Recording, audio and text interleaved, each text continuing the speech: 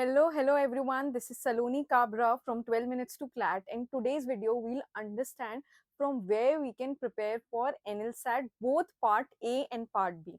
I'm not only going to include resources, but I'm also going to tell you कि दोनों part A और part B की जो preparation है वो हमसे क्या एक्सपेक्ट करती है एंड हम उसमें बेस्ट किस तरीके से परफॉर्म कर सकते हैं. So if you're preparing for this exam, this is a perfect video for you. So let's dive in right into the video. अब हमको पता है यहाँ पे कि एनएलसैट एग्जाम का जो पैटर्न है वो दो पार्ट्स में डिवाइडेड है, part A and part B. Part A qualifying है, अगर हम वो क्लियर करते हैं तो ही हमारा पार्ट बी काउंट होता है. बट अगर हम पार्ट ए को इग्नोर कर देंगे, सिर्फ पार्ट बी पे फोकस करेंगे, तो हमारे एंड के जो क्यूमुलेटेड मार्क्स होते हैं उसमें प्रॉब्लम हो सकते हैं. So both the parts are equally important for our preparation. So we'll understand on how can we focus on both of these parts. तो पार्ट ए होता है आपका 75 मार्क्स का और पार्ट बी भी होता है आपका 75 मार्क्स का. Right, part A is your objective, यानी ये एमसीक्यू बेस्ड टाइप क्वेश्चन होते हैं आपके, जिनमें आपका ऑप्शंस होते हैं, आपको सिलेक्ट करने होते हैं. Part B is unlike usual papers that you must have given, क्योंकि इसमें होती है answer writing involve. This is a subjective type of question. You must have seen people doing answer writing for their UPSC exams or for judiciary exams. Similarly आपको यहाँ पे answer writing करनी होती है. Of course it is not as intense, but आपको idea होना चाहिए. So this is a paper which involves two skills जो आपको क्लियर करने में हेल्प करेंगे. One is reading and one is writing. तो हमको दोनों स्किल्स पे फोकस करना है. नाउ लेट्स अंडरस्टैंड कि एनएलसैट हमें एक्चुअली टेस्ट किन किन चीजों पे कर रहा है. एनएलसैट हमें टेस्ट कर रहा है बेसिकली रीजनिंग पे सबसे ज्यादा. Since it's not a paper which is memory based exam, it's a skill based exam, तो हमें रटने से ज्यादा परफॉर्मेंस पे फोकस करना होता है. So it's a reasoning heavy, not a memory heavy section. Now, reading, writing, and argumentation skills. These are three important criteria which will help you clear this exam, right? So, how can we focus on these skills? How can we work it out? Let's understand. We have to increase our ability to analyze complex text. Let's say आपको कोई passage दिया हुआ है या आप अपनी preparation करो, उसमें आपको एक कॉम्प्लेक्स टेक्स्ट दिया है, उससे हम डिराइव करके सिंपली अपने ओपिनियन फॉर्म करके उनको राइट कैसे कर सकते हैं in an easily understandable way is the key to this paper. Legal and logical thinking दोनों आनी चाहिए हमें. लीगल के आपसे कुछ एक्स्ट्रा नॉलेज वो एक्सपेक्ट नहीं करते कि आपको ऑलरेडी आता हो कि क्या करना है क्या नहीं करना है. You are not a lawyer, you are going to become one, right. हम लॉयर बन के लॉ स्कूल में नहीं जा रहे. सो एनएलएस एक्सपेक्ट्स कि आप ओपिनियन या क्रिटिकल थिंकिंग फोकस करो. लीगली भी, लीगल वाले क्वेश्चंस में भी आपको क्रिटिकल थिंकिंग ही अप्लाई करनी होती है. Clear coherent essay writing. Now they don't want you to be Shashi Tharoor, they don't want you to have a very complex understanding of English language. That is not their aim. It should be concise enough to have a good communication. As a lawyer, communication is the most important skill. आप सामने वाले को अगर समझा नहीं सकते आप क्या बोलना चाहते हो through your writing, then it's something which is well a demerit for a lawyer. So that is what they are checking you on. तो अब हम समझ गए कि हम किस किस चीजों पे टेस्ट हो रहे हैं, क्या क्या स्किल्स हमें चाहिए.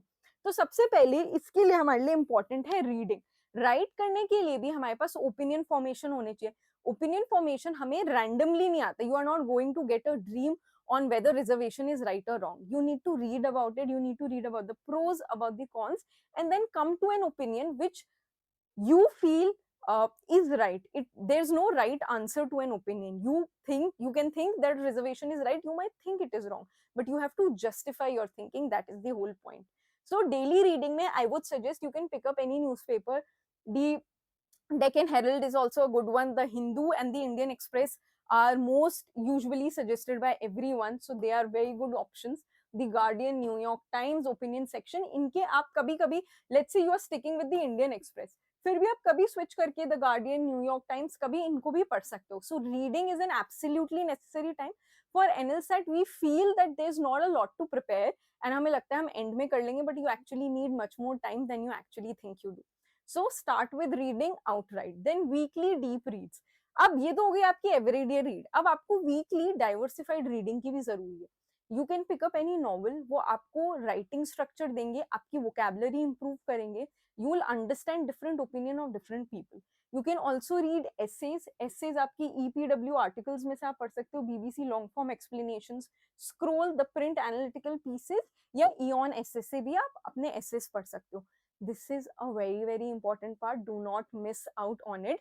This not might seem necessary क्योंकि आपको memory based questions नहीं पूछे जाएंगे, but without this you are definitely not going to feel at home while answer writing in part B. So make sure you do this. Then part A में हमें किस किस चीजों पे फोकस करना है. 75 क्वेश्चंस आपके बेस्ड होंगे किस पे, आरसी पे, लॉजिकल रीजनिंग पे और करंट अफेयर्स पे से. Current affairs is not just about what is currently going on.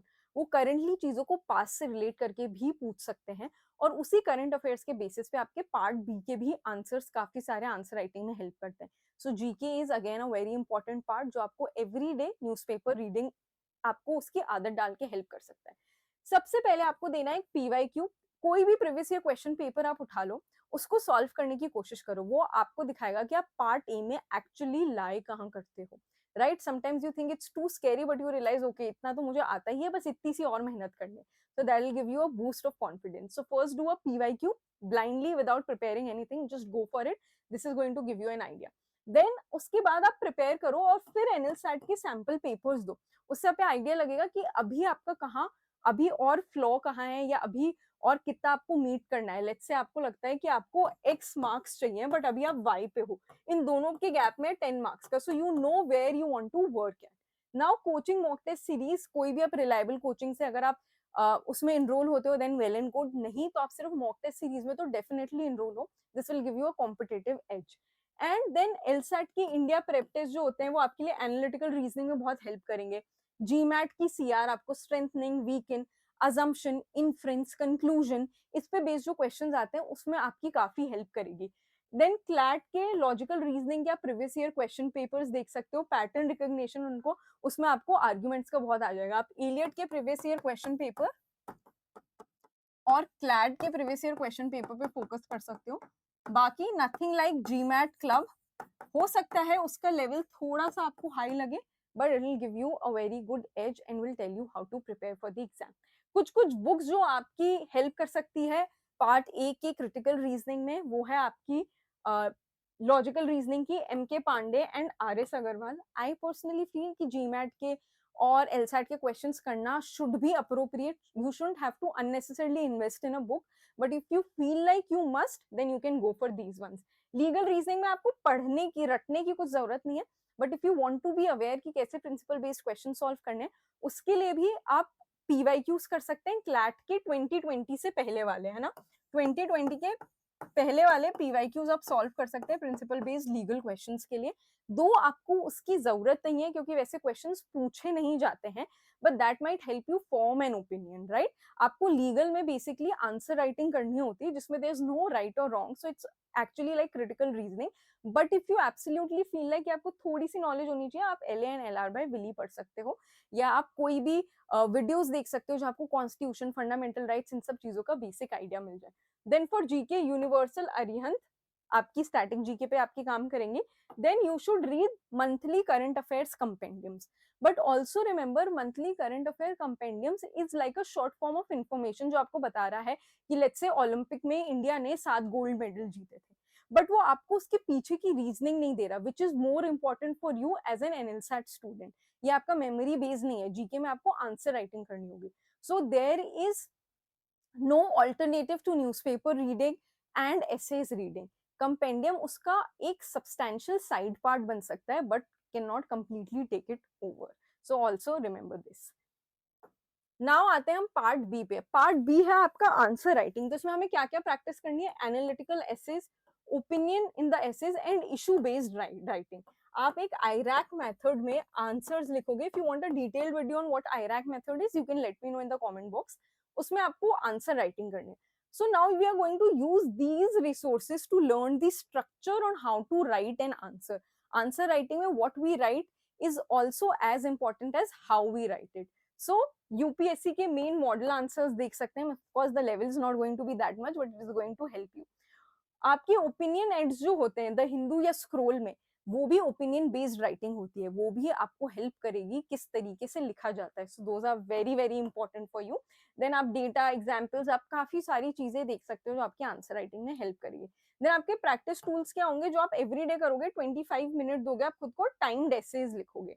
उन एसेज को आप किसी भी पीयर से रिव्यू कराओ या टीचर, गाइड, मेंटोर किसी से भी आप पढ़ रहे हो उनसे रिव्यू कराओ.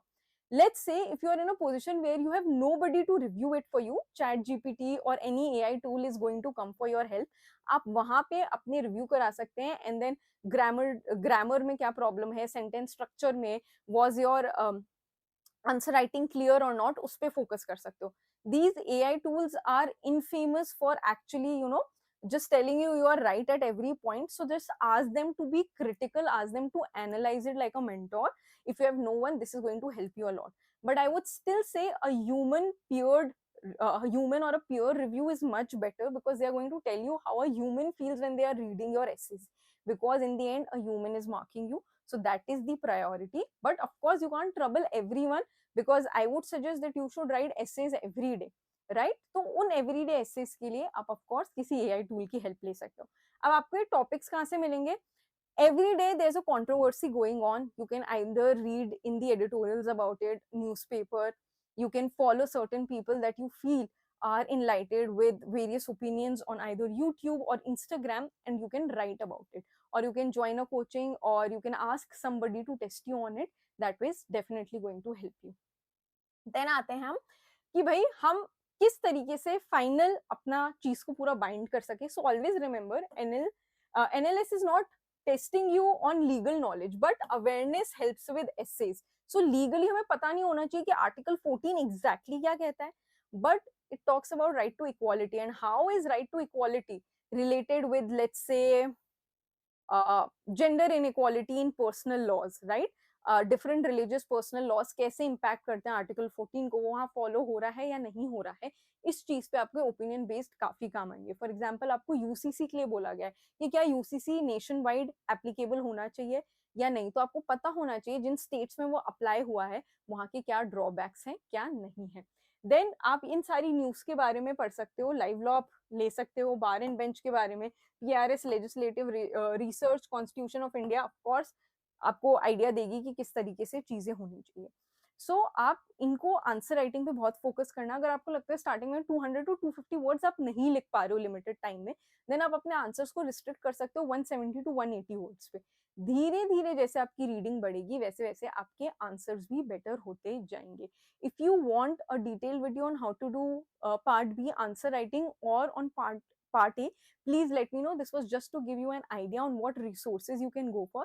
I would like to quickly end this with summarizing what we have done. Newspapers are absolutely necessary. Essays, essay reading, diversified reading of editorials, forming opinions on different topics, understanding is extremely important. Writing is also important as much as reading. So like daily reading, you should also daily write certain essays on some topics. Then concept clarity में हम जो भी previous year question paper है, CLAT, AILET exam, GMAT, LSAT, उससे जो critical reasoning के कुछ important topics हैं उनकी कंसेप्ट क्लैरिटी लेंगे. जीके के लिए हम कंपेंडियम्स न्यूज़पेपर और ब्रॉडर चीजों पे रिलाई करेंगे since it's not a memory based exam. And then also English के लिए आप मल्टीपल रिसोर्सेज से आप सॉल्व कर सकते हो. सेम क्लैट के, पीवाईक्यू के आरसी से, जीमैट के जो आपके इंग्लिश है, आप एसपी बख्शी बुक ले सकते हो, आप वहां से कर सकते हो. RC and CR is something जहाँ पे आपका ऑनलाइन भरा हुआ है आपकी इंफॉर्मेशन, आप जो भी सॉल्व करना चाहो. So all you have to do is just google something, right, and just attempt all of these papers. there is no lack of information and resources available. और जीके में स्पेसिफिकली आप कुछ नई चीज पढ़ो, तुरंत उसके बारे में गूगल करो, अंडरस्टैंड करो वो क्या चीज है, क्योंकि हो सकता है आपको उस टॉपिक से ऐसे लिखने को आ जाए. इन 15 मार्क्स के एस्से में अगर आपको कुछ भी आइडिया नहीं है किसी पर्टिकुलर टॉपिक के बारे में, so it's very difficult to write a long essay, क्योंकि जो पार्ट बी आंसर राइटिंग है वो आपका 60 मार्क्स और 75 मार्क्स में 15 मार्क्स में डिवाइडेड है. 15 मार्क्स में आपको एक बेसिक सीआर बेस्ड मतलब एस्से राइटिंग करने को मिलेगी ऑन अ सोशियो टॉपिक और इन्वायरमेंटल, और लेट्स से उसमें आपको डिफरेंट पार्ट्स मिल सकते हैं. बाकी ये पूरे लीगल के टॉपिक्स होंगे जिसपे आपको 6 पैसेजेस लिखने को मिलेंगे, 10 मार्क ईच के आइडियली, वो आपको करने होंगे. So it's very important that you focus on both of them while you are preparing. So all the best for your preparation. Do let me know in the comment box if you have any doubts. All the best.